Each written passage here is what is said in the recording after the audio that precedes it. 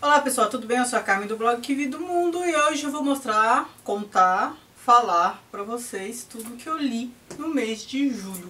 Vou começar falando do que eu li em e-book. Eu li 3 livros no Kindle neste mês. O primeiro deles foi um livro que ajuda, é uma leitura de apoio a Montaigne.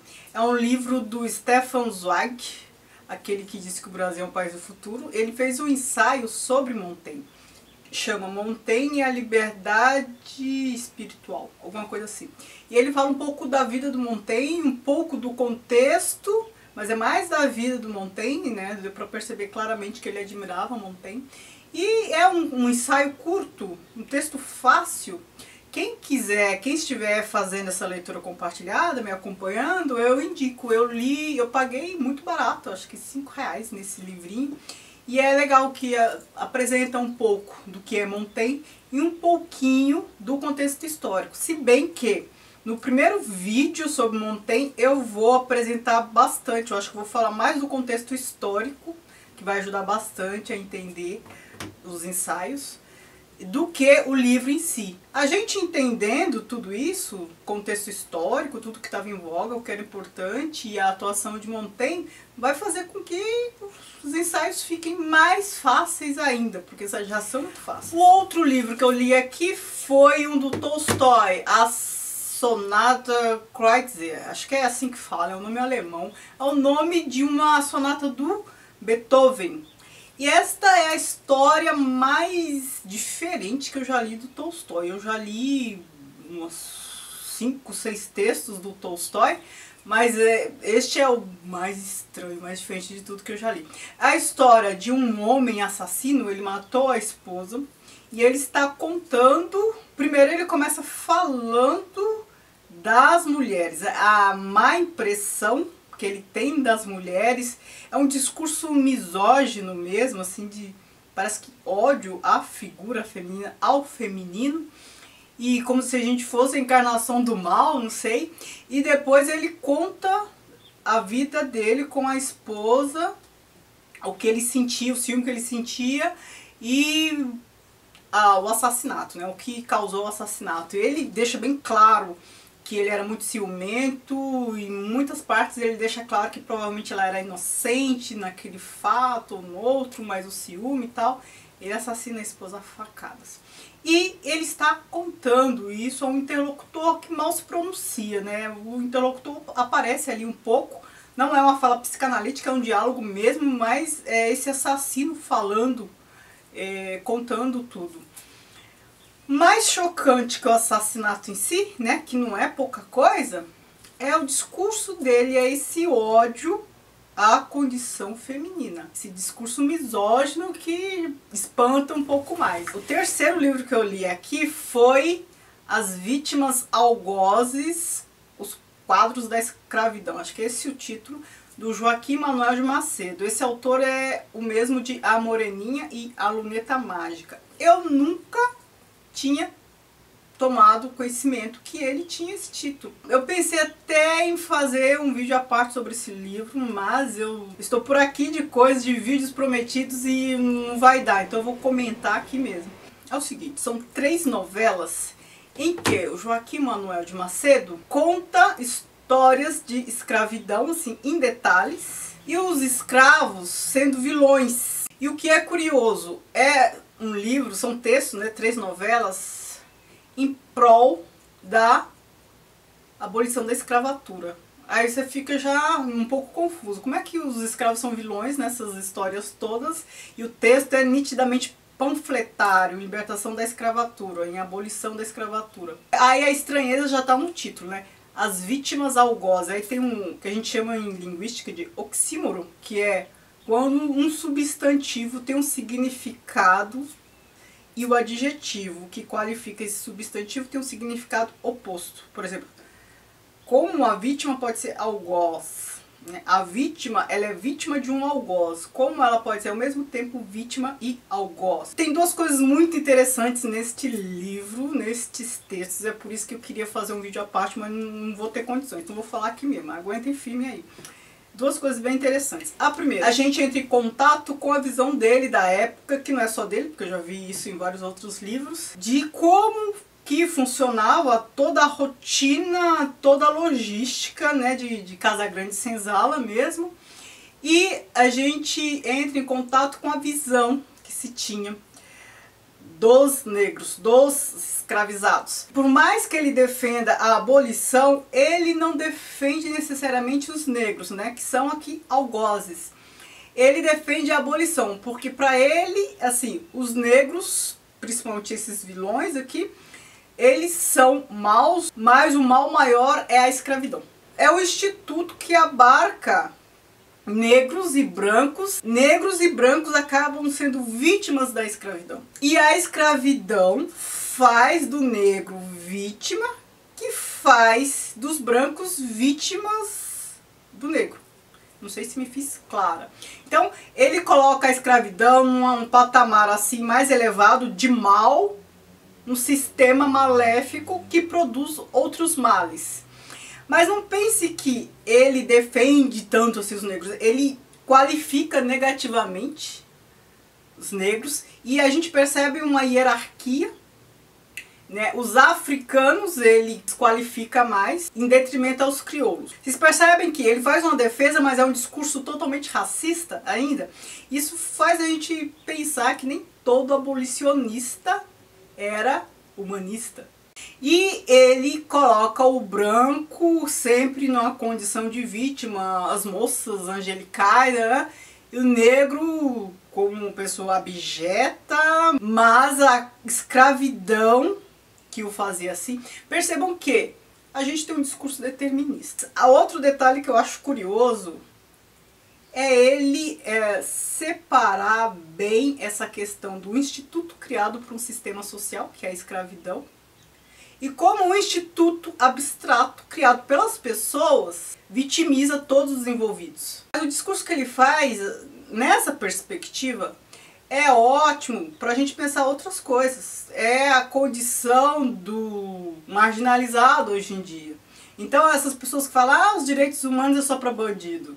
Não, a gente está falando de um sistema que vitimiza os dois lados. Quem mata e quem é morto, quem é assassinado. Tem um sistema abstrato criado por nós que nos vitimiza. Quando ele faz esse discurso, ele pontua, o narrador pontua o tempo todo. A cada ato vil ali, ele faz o discurso que o problema está na escravidão. Ele vai pontuando, como se fosse um mantra. A escravidão que condiciona isso, a escravidão que faz isso. Coisa que hoje em dia a gente não para pensar, a gente não faz tanto esse exercício de, olha, a condição social que é aviltante. A condição social é o mal que deve ser combatido, é a raiz dos problemas. Ninguém está aqui querendo minimizar o negativo. Mas, se a gente não atacar o problema maior, a raiz dos problemas, sempre vai ter probleminhas. E o que ele aponta é assim, não é pra gente ficar discutindo fatos. Os fatos são algo menor, é uma metonímia de algo maior. Então assim, os fatos são produzidos por algo maior. Este algo maior, negativo, precisa ser combatido. Então assim, a gente tem uma situação assim que traficante mata uma vítima, sei lá, bala perdida, não sei o quê. Há um sistema maior ali sobre o qual a gente deve colocar uma lupa e deve cuidar. E não ficar discutindo fatinho como se fosse algo isolado. Este fato é consequência de algo maior. Tem uma causa que é maior. E para solucionar, para acabar ou minimizar esses fatos, a causa maior precisa ser discutida, precisa ser primeiro assumida, depois discutida para tentar ser resolvida. É isso que eu achei bem legal, eu achei muito boa essa lucidez, embora aqui a gente tenha um discurso que é racista. É claro, gente, eu também estou cometendo anacronismo, porque eu estou aqui no século XXI olhando para algo que foi escrito no século XIX, né? Olhando com olhos do século XXI, algo que foi escrito no século XIX. É claro que ele traz as marcas de sua época, as concepções, as crenças de sua época.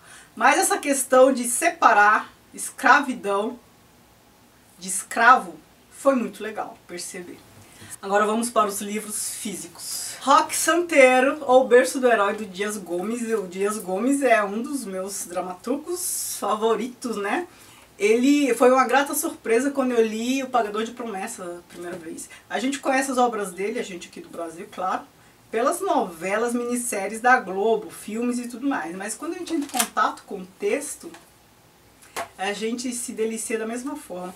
A gente sabe que houve a novela famosa, e essa novela acho que foi produzida, ela foi ao ar em 85.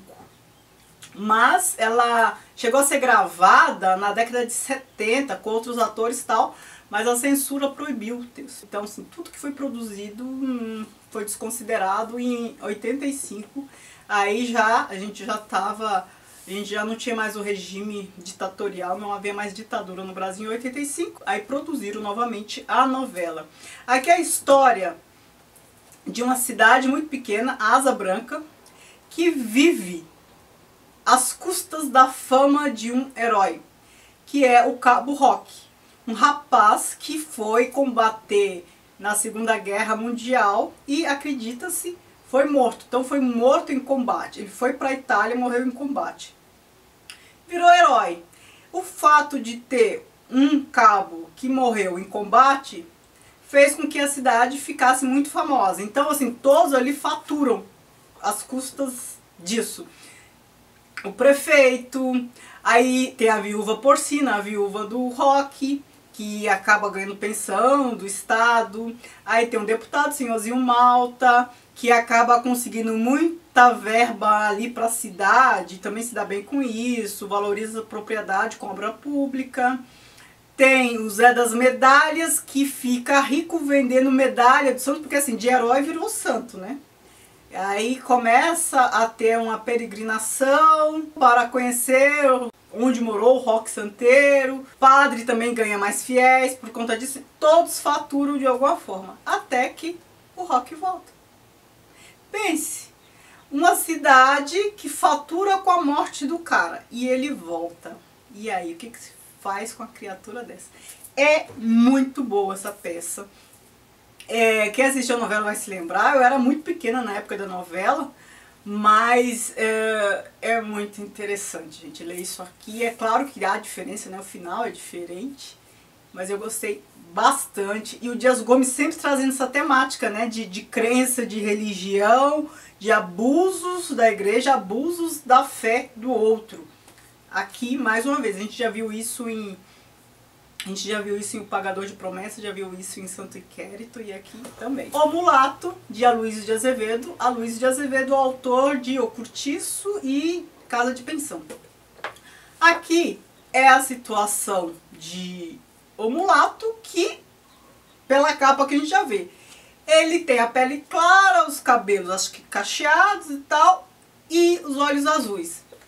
É claro que o Aloysio de Azevedo não conhecia a teoria de Mendel na época, né? Que fala que para essa situação de miscigenação branco e negro, a cor dos olhos do negro é gene dominante. Então, no cruzamento com, sei lá, o gene dos olhos azuis, nasceria olhos castanhos e não azuis. Para nascer azuis teria que ser, sei lá, dos avós, só na terceira geração, sei lá, alguma coisa assim.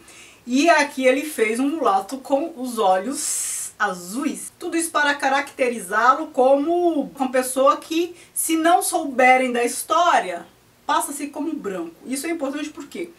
Porque a história aqui é o seguinte. O mulato, ele é filho de um fazendeiro com uma escrava.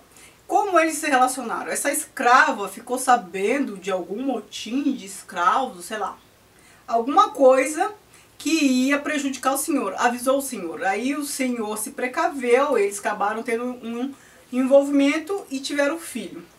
E o senhor cuidou bem desse filho, mas depois ele se casou, a esposa desconfiou que o filho era dele, barbarizou com a escrava, e ele mandou o filho para o irmão cuidar, né, o tio, e o tio tinha esposa e filha, ele cresceu com a menina, a esposa, né, a tia, gostava muito dele e tal, mas a tia faleceu. Aí ele foi mandado para Lisboa, ele estudou em Lisboa, cresceu lá. Voltou para o Maranhão, Não sabia nada da história, não sabia que era filho de negro. Por isso que eu estou falando que é importante na história ele não se parecer, não ter traços negros, porque ele não sabia que ele tinha origem negra. Ele volta, estudado, tal. Ele não é muito bem recebido pelas pessoas que sabiam da origem dele. O pai dele já tinha morrido a essa altura. O pai dele tinha se separado da esposa, que não era mãe. Enfim, teve uma confusão aqui.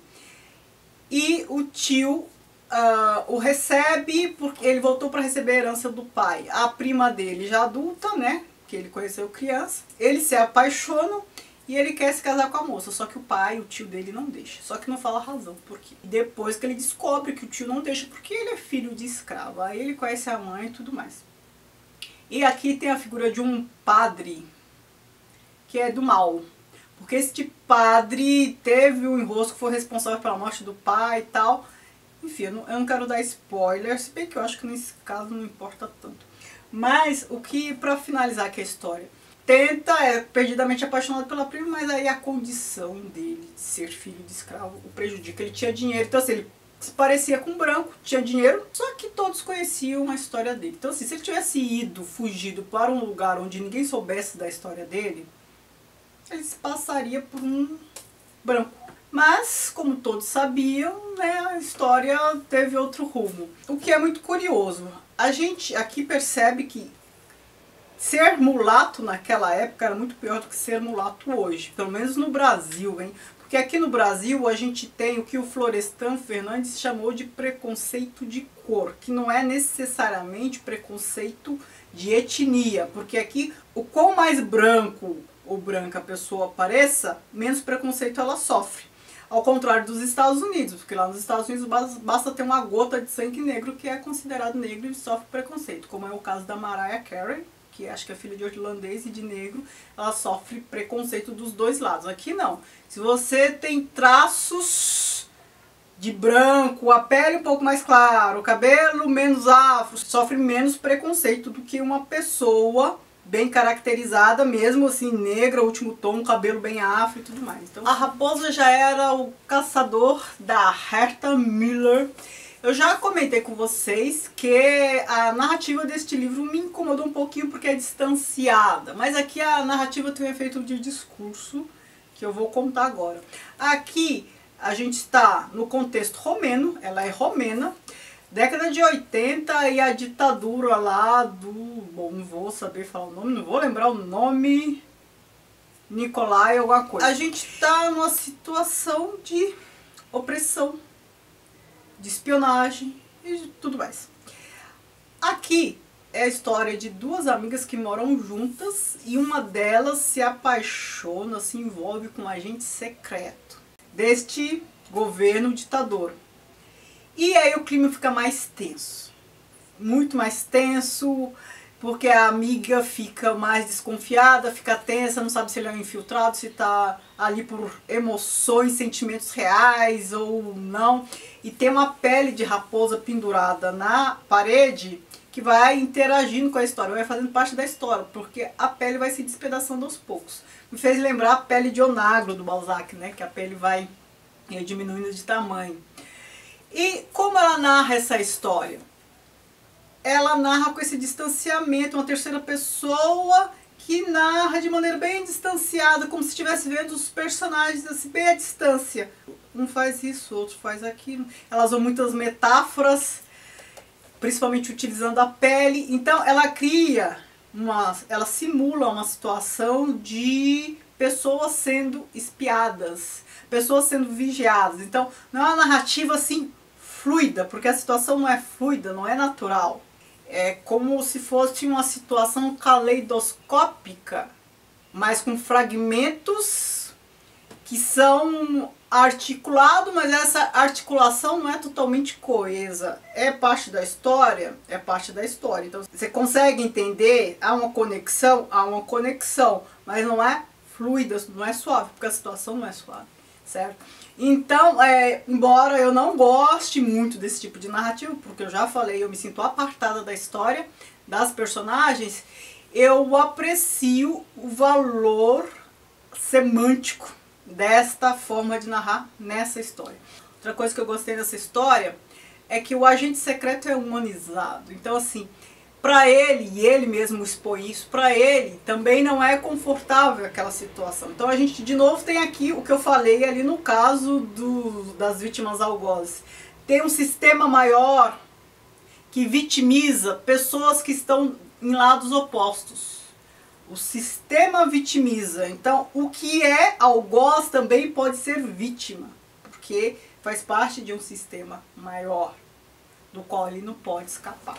Os Demônios, do Dostoiévski. Eu nem vou comentar muito esse livro, eu já me comprometi com vocês no Instagram, o Que Vi do Mundo, a fazer um vídeo à parte sobre este livro. Já tinha me pedido há muito tempo, né? Mas eu falei que precisava reler, então agora reli Os Demônios, certo? E vou fazer o vídeo ainda neste mês, aguardem. O Dostoiévski parte de uma história real, o assassinato de um estudante por um dos colegas de um grupo do qual ele fazia parte lá, um grupo ideológico, o seguidor do Bakunin, aquele anarquista.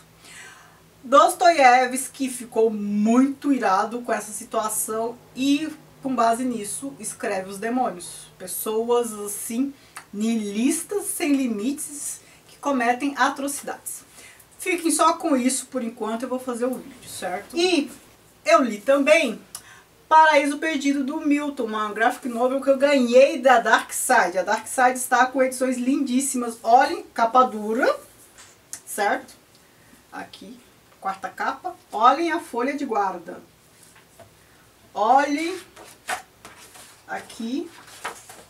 Olha a página de rosto. Tenho... Agora, vejam, deixa eu mostrar aqui, o marcador. É uma maçã, né, proibida. Deixa eu mostrar aqui o traço. Muito legal. Traço sombrio, né, porque a história é sombria. Eu ainda não tenho o poema do John Milton, pretendo adquirir em breve. É claro que depois que eu ler o poema do John Milton, eu vou reler essa história. Mas aqui é a história, né, de Lúcifer que cai do céu e vem atentar pessoas na Terra, Adão e Eva e tudo mais. É o Paraíso Perdido. Mas assim, aguardem, eu não vou ler e eu vou provavelmente fazer um vídeo só sobre o Paraíso Perdido. Aguardem aí, eu retomo essa história. Então foram esses os livros. Rendeu razoavelmente, né, porque estou de férias. Também devo falar que eu já comecei a ler Montaigne. E em breve vou fazer um vídeo sobre Montaigne, o primeiro vídeo da leitura compartilhada. Eu gostaria que vocês me dissessem o que vocês já leram disso aqui ou o que vocês leram no mês de julho e o que vocês me indicam. Muito obrigada por assistir. Não se esqueçam de se inscrever no canal, de me seguir nas redes sociais, Instagram e Facebook e a página do blog O Que Vi do Mundo. Obrigada, beijos e tchau, tchau.